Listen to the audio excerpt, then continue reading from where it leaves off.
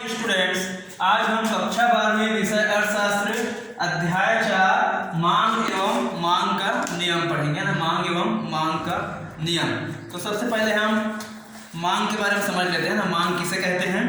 तो साधारण बोलचाल की भाषा में है ना, मांग का अर्थ किसी वस्तु को प्राप्त करने की इच्छा है ना, किसी वस्तु को प्राप्त करने की इच्छा से लगाया जाता है। ठीक है, इसे हम सामान्य बोलचाल की भाषा में मांग कहते हैं। लेकिन अर्थशास्त्र में किसी वस्तु को प्राप्त करने की इच्छा मात्र को मांग नहीं कहते हैं। ठीक है, बल्कि अर्थशास्त्र में मांग का संबंध सदैव एक निश्चित कीमत और निश्चित समय के साथ होता है। ठीक है, तो मांग के साथ एक निश्चित समय और एक निश्चित कीमत का बताना भी आवश्यक होता है। तो इस दृष्टि से है ना, अर्थशास्त्र में कहा जा सकता है कि है ना, मांग का जो अर्थ है वो सामान्य बोलचाल की अपेक्षा इसका अर्थ व्यापक होता है।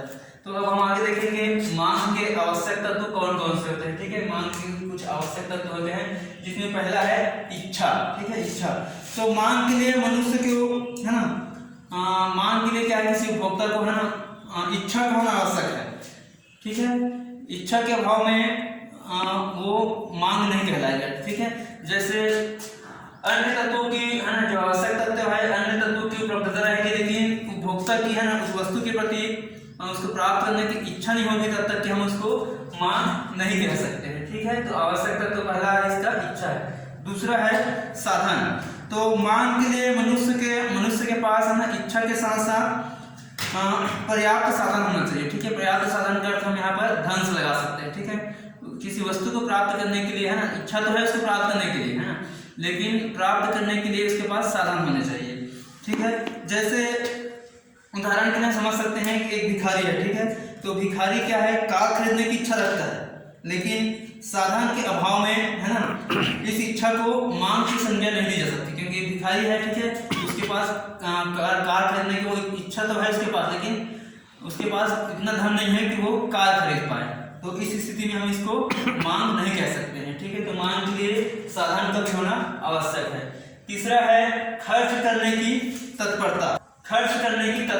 ठीक है, तो मांग के लिए मनुष्य के मन में इच्छा होनी चाहिए है ना, वस्तु को प्राप्त करने की इच्छा, और इच्छा के साथ साथ साधन। ठीक है, और इच्छा साधन दोनों है। ठीक है, फिर खर्च करने की तत्परता भी उसमें होनी चाहिए। मतलब उपभोक्ता को किसी वस्तु को खरीदना है तो उसमें खर्च करने की तत्परता उसके पास होनी चाहिए। जैसे मान लेते हैं एक कंजूस है ना, तो एक कंजूस भी व्यक्ति भी है, वो कार खरीदने की इच्छा रख रहा है ना, और उसके पास इच्छा है कार खरीदने के लायक उसके पास धन भी है, साधन भी है ना, लेकिन वो अपना पैसा खर्च करना नहीं चाहता है ना। तो धन की कमी उसके पास नहीं है ना, लेकिन वो धन को खर्च करने के लिए तैयार नहीं है। तो इस स्थिति में है ना वो मांग नहीं होगा। मांग के लिए खर्च करने की तत्परता भी होनी चाहिए।